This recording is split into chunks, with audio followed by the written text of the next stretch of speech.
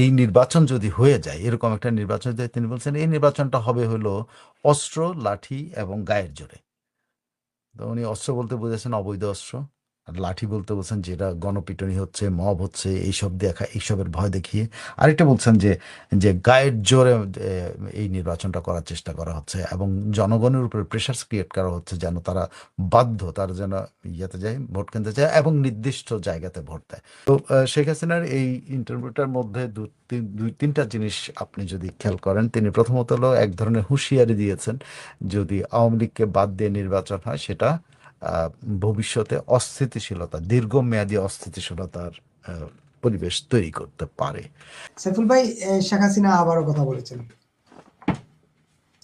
জি, আবারও কথা বলেছেন না, উনি একটা বিবৃতি পাঠিয়েছেন ইয়েতে, হ্যাঁ, মানে বিবৃতি পাঠিয়েছেন এপিতে। এপিতে।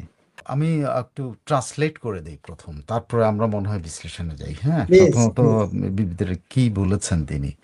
প্লিজ। প্রথমত শেখ হাসিনা বলছেন যে ফ্রি অ্যান্ড ফেয়ার ইলেকশন যদি না হয় বাংলাদেশে, ইনক্লুসিভ যদি ইলেকশন না হয়, inclusive and free and fair election যদি না হয়, তাহলে Bangladesh will face prolong instability, Bangladesh লম্বা সময়ের দীর্ঘমেয়াদী অস্থিতিশীলতার দিকে ধাবিত হবে। এটা হলো ওনার ইয়ে। তিনি বলেছেন যে, তিনি যেটা বলেছেন যে interim government led by Nobel peace prize laureate Mohammad Yunus deliberately disenfranchised millions of her supporters by excluding her party, the former ruling আছে। So, মানে এটা এপি একটু ইয়ে করে বলছে। তো ইউনুসের নামের আগে নিশ্চয়ই শেখ হাসিনার বিবৃতির মধ্যে ইউনুসের লেখা হয়নি নোবেল পিস প্রাইজ লরেট, এটাকে লেখেন উনি, উনি এগুলো বলেনি না। যাই হোক, তিনি বলছেন যে এটা ইউনুস পরিকল্পনা করেই এই ডেলিবারেটলি তার তার দলের এই তার দলের মিলিয়ন্স অফ ভোটারকে নির্বাচনের বাইরে রেখেছে। এবং তিনি বলেছেন যে each time each time political participation is denied to a significant portion of the population, it deepens resentment, delegitimizes institutions and creates the condition for future instability. উনি যেটা বলছেন এটা ওর দ্বারা যে প্রতিবারই যখন বা যখনই, প্রতিবার না, যখনই কোনো পলিটিক্যাল পলিটিক্যাল পার্টি বা পলিটিক্যাল গ্রুপকে নির্বাচনে অংশ নিতে বা একটা জনগোষ্ঠীকে নির্বাচনে অংশ নিতে বাধা দেওয়া হয় বা বাদ দেওয়া হয়, সেটা সেটা পুরো ক্ষোভ বাড়ে। এটা অনেক খুব গভীরতর হয় এবং বিভিন্ন প্রতিষ্ঠানগুলো বৈধতার সমস্যায় পড়ে এবং ভবিষ্যৎ একটা অস্থিতিশীল পরিবেশ তৈরি করে। আর তিনি বলেছেন তার বিবৃতিতে, quote, a government born of exclusion can not unite a divided nation. উনি বলছেন যে একটি সরকার যা আরেক অংশকে, অন্যকে বাদ দিয়ে, কাউকে বাদ দিয়ে একটা গভর্নমেন্ট যদি গঠিত হয়, সেই গভর্নমেন্ট দেশটার, বিভক্ত দেশটাকে এক করতে পারবে না। হ্যাঁ, তিনি বলছেন যে এটা একটা ফ্রড ইলেকশন, এই ফ্রড ইলেকশন যেটা হলো ওনার বক্তব্য, এটা একটা জালিয়াতিপূর্ণ একটা নির্বাচন হতে যাচ্ছে, যেটা কে তিনি ফ্রড ইলেকশন হিসেবে উল্লেখ করেছেন। তিনি বলেছেন যে ah, ah, okay, there is also concern of the Yunus office said in statement the election concern এটা একটা ফ্রড ইলেকশন সে দাবি করেছে।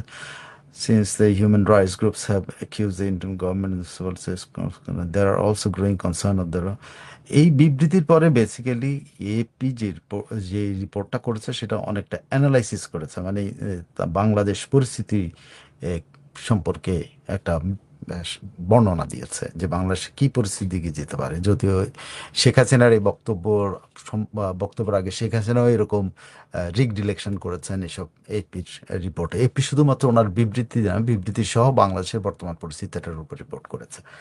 তো এখানে উনি বলছেন যে আহ, জাতির এখন সময় এসছে, যে জাতির ইয়া হওয়া উচিত। এখন আমাদের যে উনগুলো হয়েছে, যে আমরা যে ক্ষতিগ্রস্ত হয়েছে, যে ক্ষতগুলো তৈরি, সেই ক্ষতগুলো নিরাময় হওয়া উচিত।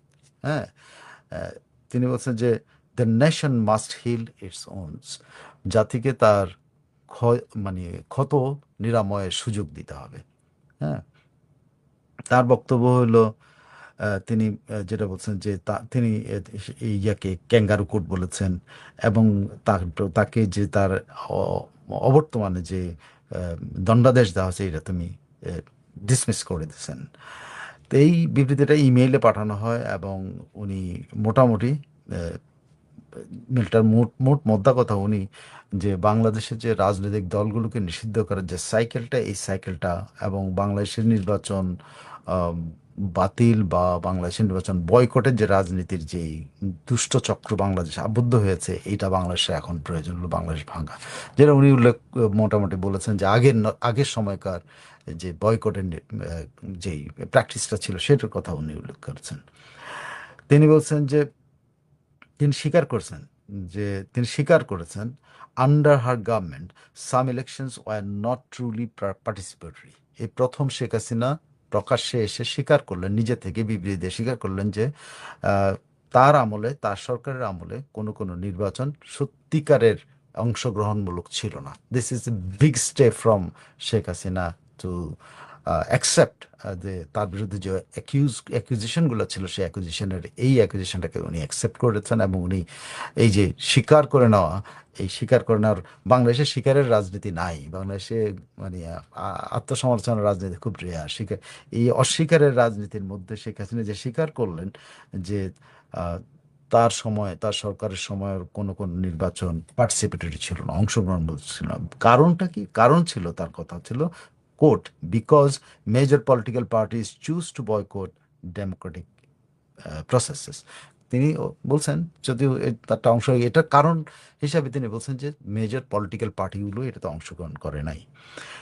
Court, I recognize this was far from ideal. আমি স্বীকার করছি, কোর্ট, আমি স্বীকার করছি যে ওই নির্বাচনগুলি আইডিয়াল, আদর্শ একটা নির্বাচন থেকে অনেক দূরে ছিল, অনেক মানে দূরে ছিল। আহ, বলছেন বাংলাদেশের political parties must now end the cycle. বাংলাদেশের পলিটিক্যাল পার্টিগুলো এখন এই দুষ্ট চক্রকে ভাঙা উচিত, otherwise there will be no redemption. তাহলে তিনি বলছেন এটা যদি না হয় তাহলে রিডেমশনের ব্যাপার থাকবে না, আত্মসমালোচনার ব্যাপার থাকবে না, কিচ্ছু থাকবে না। তিনি বলছেন the country needs a legitimate government, বা বাংলাদেশ একটা লেজিটিমেট সরকারের প্রয়োজন হয়ে পড়েছে। এবং এই লেজিটিমেট গভর্নমেন্টটা হতে হবে মানুষের জেনুইন, মানে মানুষের আসল মতের উপর দিয়ে, মানুষের মত প্রকাশের উপর দিয়ে, মানে প্রকৃত মত প্রকাশের উপর দিয়ে। And that is the best way for the nation to heal its wounds. এবং তিনি বলছেন এই সকলের মত দেওয়ার অধিকারটা প্রতিষ্ঠা করতে পারলে এটাই বেস্ট ওয়ে হবে যে এই নেশনের যে ক্ষতগুলো আছে সেই ক্ষতগুলোকে হিল করার একটা পরিস্থিতি তৈরি হতে পারে। সো শেখ হাসিনার এই ইন্টারভিউটার মধ্যে দুই তিনটা জিনিস আপনি যদি খেয়াল করেন, তিনি প্রথমত হলো এক ধরনের হুঁশিয়ারি দিয়েছেন, যদি আওয়ামী লীগকে বাদ দিয়ে নির্বাচন হয় সেটা ভবিষ্যতে দীর্ঘমেয়াদী অস্থিতিশীলতার পরিবেশ তৈরি করতে পারে।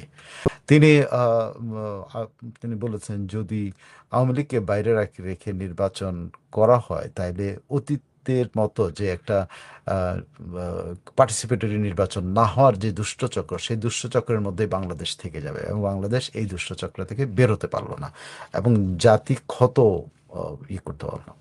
তিনি এখানে মানে আমার মোদ্দা কথা পুরোটাই বলছেন যে তার দলকে নির্বাচনে অংশগ্রহণ করতে দিতে হবে, না হলে বাংলাদেশ দীর্ঘমেয়াদী একটি অস্থিতিশীল পরিবেশে চলে যেতে পারে। এটা হলো তার বিবৃতি থেকে যেটা পাওয়া গেছে। কিন্তু শেখ হাসিনা শুধু বিবৃতি না, আমি আপনাকে আরো কিছু তথ্য দিতে পারি। সেটা হলো যে শেখ হাসিনা রিসেন্টলি দুইটা এই নির্বাচনকে ঘিরে দুইটা, একটা হলো নির্বাচনকে ঘিরে, আরেকটা হলো তার নেতাকর্মীদের উপরে আবারও নির্যাতনের চলছে, সেটা সম্পর্কে উনি অবহিত করতে, মানে উনি বলেছেন। একটা একটা তার রেকর্ডেড ভয়েস যেটা আছে সেই নির্বাচন সহ, সেখানে তিনি সরাসরি বলেছেন নৌকা নাই তো ভোট নাই। এই যে একটা স্লোগান আছে, নো ভোট নো ভোট, এটা উনি যে বলছেন ওনার ভয়েসে যে নৌকা নাই তো ভোট নাই, নৌকা না থাকলে ভোট না, ভোটও না থাকবে না। তিনি নির্বাচনকে প্রহসনমূলক বলেছেন। তিনি অভিযোগ করেছেন দেশের বিভিন্ন স্থানে নতুন করে নির্যাতনের মাত্রা, শুধু যে এটা সংখ্যালঘু সম্প্রদায়ের উপর নির্যাতনের মাত্রায় সীমার মধ্যে নাই, এটা এখন সর্বত্র ছড়িয়ে পড়েছেন। বিভিন্ন জায়গার উদাহরণ দিয়েছেন যে তার নেতাকর্মীদের, বিশেষ করে হিন্দু ধর্মাবলম্বীদেরকে, নেতাকর্মীদের বা যারা সমর্থক, তাদের বাড়িতে বাড়িতে গিয়ে কোনো একটা গোষ্ঠী, তিনি অভিযোগ নাম বলেন নাই, যে কোনো একটা গোষ্ঠী বাড়িতে বাড়িতে গিয়ে লোকজনদেরকে বলে আসছে ভোট কেন্দ্রে যেতে হবে এবং ভোট কেন্দ্রে যে কোথায় ভোট দিতে হবে সেটা ঠিক করছে, সেটা যদি না দেয় তাদের পরিণতি ভালো হবে না, এরকম করে হুমকি দেওয়া হচ্ছে, তিনি সেটা বলছেন। এবং আহ, আম, এই এই এই নির্বাচন যদি হয়ে যায়, এরকম একটা নির্বাচন যদি, তিনি বলছেন এই নির্বাচনটা হবে হলো অস্ত্র, লাঠি এবং গায়ের জোরে। তো উনি অস্ত্র বলতে বুঝেছেন অবৈধ অস্ত্র, আর লাঠি বলতে বলছেন যেটা গণপিটুনি হচ্ছে, মব হচ্ছে, এইসব দেখা, এইসবের ভয় দেখিয়ে।